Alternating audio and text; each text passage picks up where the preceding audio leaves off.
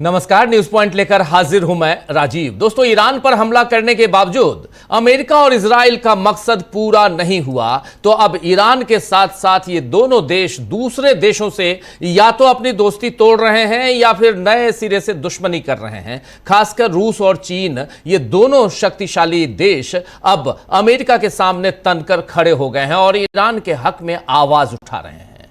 रूस के विदेश मंत्री सर्गेई लावरोव इस समय चीन दौरे पर हैं।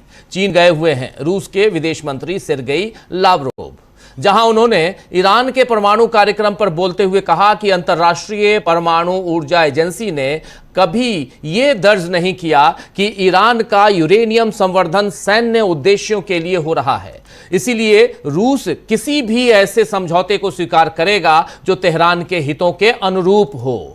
रूस ईरान के उच्च समृद्ध यूरेनियम को फ्यूल ग्रेड में बदलने या सुरक्षित तरीके से स्टोर करने में मदद कर सकता है। यह प्रक्रिया ईरान के शांतिपूर्ण परमाणु कार्यक्रम के अधिकारों का उल्लंघन किए बिना की जा सकती है। यह बात यहां पर सर्गेई लावरोव ने कही है, रूस के विदेश मंत्री। आपको बता दूं कि ईरान के पास मौजूद उच्च समृद्ध यूरेनियम का भंडार अमेरिका के साथ वार्ता में बड़ा विवाद बना हुआ है। आप जानते हैं, यूरेनियम एनरिचमेंट के मामले में ही यहां पर बात अटकी हुई है। अभी तक अमेरिका ने ईरान से अपने संवर्धन कार्यक्रम को पूरी तरह खत्म करने और लगभग 460 किलोग्राम यूरेनियम को हटाने की मांग की है। रूस पहले भी ओबामा दौर में परमाणु समझौते के दौरान ईरान के समृद्ध यूरेनियम के प्रबंधन में अहम भूमिका निभा चुका है। लावरोव ने यह भी कहा है कि ईरान की प्रतिक्रिया अमेरिकी आक्रामकता का नतीजा है और इसका हल बातचीत से ही संभव है।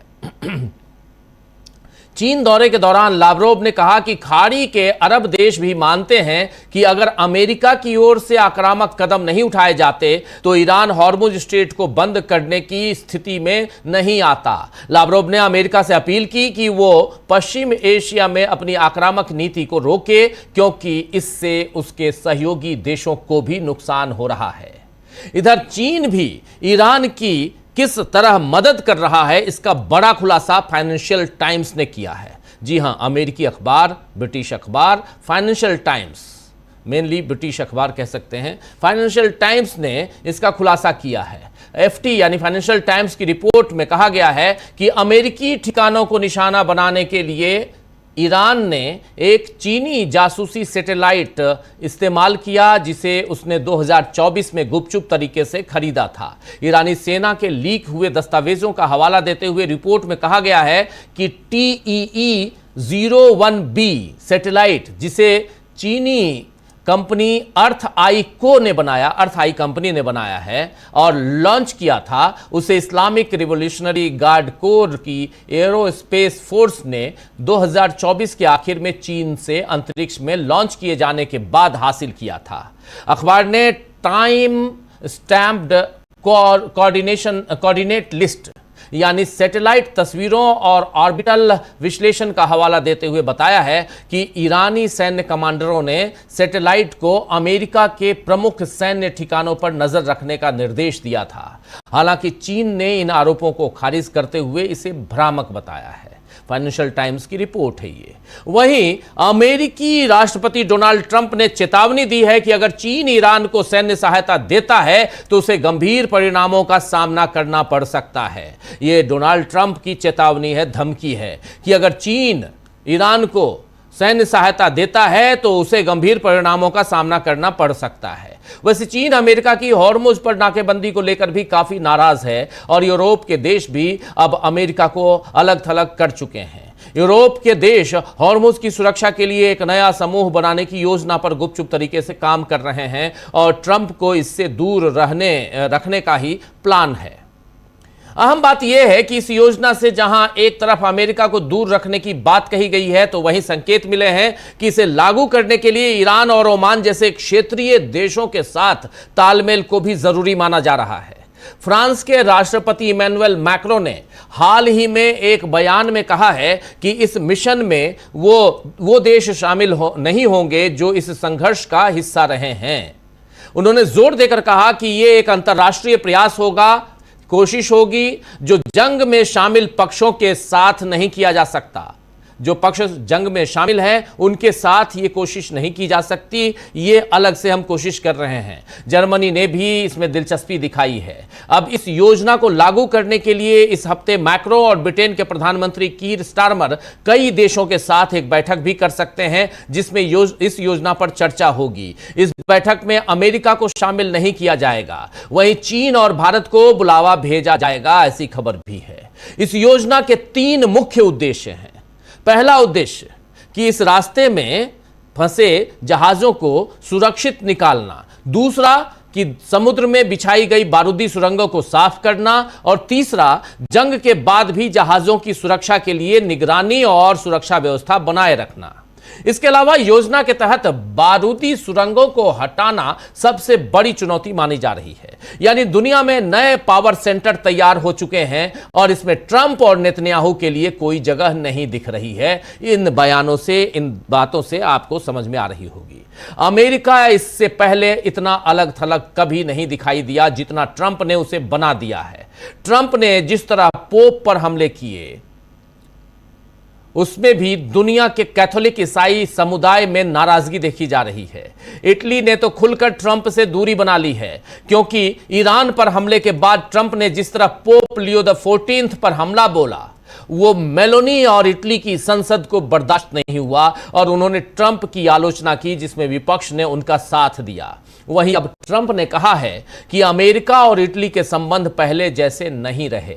फॉक्स न्यूज को दिए इंटरव्यू में ट्रंप ने कहा कि मेलोनी का रुख नकारात्मक रहा है। उन्होंने कहा कि जो देश ईरान मामले में अमेरिका का साथ नहीं देते, उनके साथ रिश्ते पहले जैसे नहीं रह सकते। ट्रंप ने नाटो की भी आलोचना की और कहा कि अगर सहयोगी देश अमेरिका का साथ नहीं देते तो इस पर सवाल उठता है कि अमेरिका इतना खर्च क्यों कर रहा है। ट्रंप ने कहा है कि ईरान से भी बड़े मुद्दों पर सहायता जरूरी है और सहयोग न मिलने पर संबंधों पर असर पड़ता है। ईरान से भी बड़े मुद्दों पर सहायता जरूरी है, ये कह रहे हैं ट्रंप यहां पर, और सहयोग न मिलने पर संबंधों पर असर पड़ता है। ये सारी बातें किसी चिढ़े हुए, कुढ़े हुए इंसान की जुबान को दिखा रही है, जो अपनी उम्मीदों को अपनी ही करनी से नाकाम होते देख रहा है, और वो इंसान है डोनाल्ड ट्रंप। ट्रंप और नेतन्याहू अपने देशों का ही नुकसान करवा रहे हैं, क्योंकि ईरान पर जंग थोपने के बाद पहले तो अमेरिका सीज फायर के लिए राजी हुआ, फिर इस्लामाबाद में शांति वार्ता के लिए आया, और इसके फेल होने के बाद ट्रंप अब फिर कह रहे हैं कि वो जल्दी ही फिर से ईरान से चर्चा शुरू कर सकते हैं। इधर ईरान के राष्ट्रपति मसूद पेजिशकियान ने कहा है कि उनका देश युद्ध नहीं बल्कि बातचीत चाहता है। उन्होंने स्पष्ट किया कि ईरान किसी भी टकराव का इच्छुक नहीं है और विवादों का समाधान संवाद के जरिए ही संभव है, यानी डायलॉग। इरना न्यूज एजेंसी के मुताबिक पेजिशकियान ने अमेरिका को चेतावनी दी कि वो ईरान पर अपनी शर्तें थोपने या उसे आत्मसमर्पण के लिए मजबूर करने की कोशिश न करे, क्योंकि ऐसा कोई भी प्रयास सफल नहीं होगा। ईरानी राष्ट्रपति ने हालिया हमलों पर भी सवाल उठाए। उन्होंने कहा है कि अंतर्राष्ट्रीय कानून और मानवीय सिद्धांतों के तहत नागरिकों, बच्चों, बुद्धिजीवियों, स्कूलों और अस्पतालों को निशाना बनाने का कोई औचित्य नहीं है। उन्होंने दोहराया कि ईरान शांति और संवाद के पक्ष में है, लेकिन अपनी संप्रभुता और सुरक्षा के साथ किसी तरह का समझौता नहीं करेगा। वहीं डॉक्टर मसूद पेजिशकियान ने अपने मित्र देशों को धन्यवाद भी दिया है। उन्होंने कहा कि जब दुनिया में मुश्किल और बड़े हालात बनते हैं, तब देशों की असली पहचान होती है। उन्होंने कहा कि स्पेन, चीन, रूस, तुर्की, इटली और मिस्र, ये नाम देख लीजिए गौर से, स्पेन, चीन, रूस, तुर्की, इटली और मिस्र, इसमें भारत नहीं दिखाई दे रहा है। इन देशों ने जिस तरह इजराइल के खिलाफ रुख लिया है, वो उनकी पुरानी सोच और इतिहास को दिखलाता है।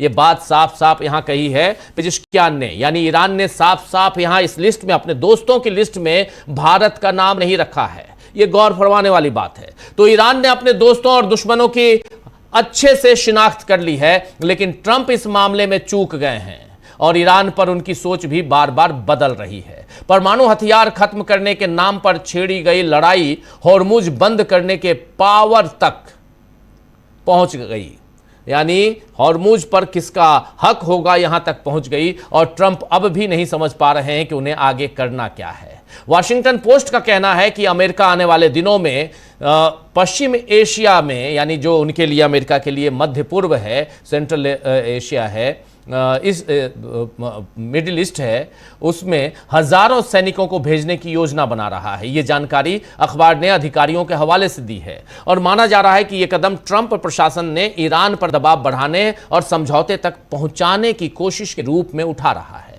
लेकिन ट्रंप ने इससे पहले ईरान से फिर बातचीत की बात भी कही है। तो खुद में उलझे ट्रंप क्या ईरान पर लड़ाई के मुद्दे को और उलझाए रखेंगे और अमेरिकी जनता समेत उनके सहयोगी देश कब तक इस स्थिति को बर्दाश्त करेंगे? आज इस पर चर्चा करेंगे। ईरान जंग में बड़ा खुलासा, और इस खुलासे के बाद एक और बड़ी खबर कि हॉर्मुज से उल्टे पांव लौटा अमेरिका। ये कैसे अमेरिका लौटा है, ये भी आप तक हम पहुंचाएंगे। अभी से थोड़ी देर पहले खबर ये आ रही थी कि हॉर्मुज से अमेरिका ने डोनाल्ड ट्रंप के आदेश पर अपने तमाम जो घेराबंदी, नाकेबंदी उन्होंने की थी, उसको खोल दी है और वहां से वो वापस अपने युद्धपोतों को वापस बुला लिया है अमेरिका ने। ये अभी थोड़ी देर पहले, 10 मिनट पहले की खबर बता रहा हूं। आखिर इसके मायने क्या हैं, चलिए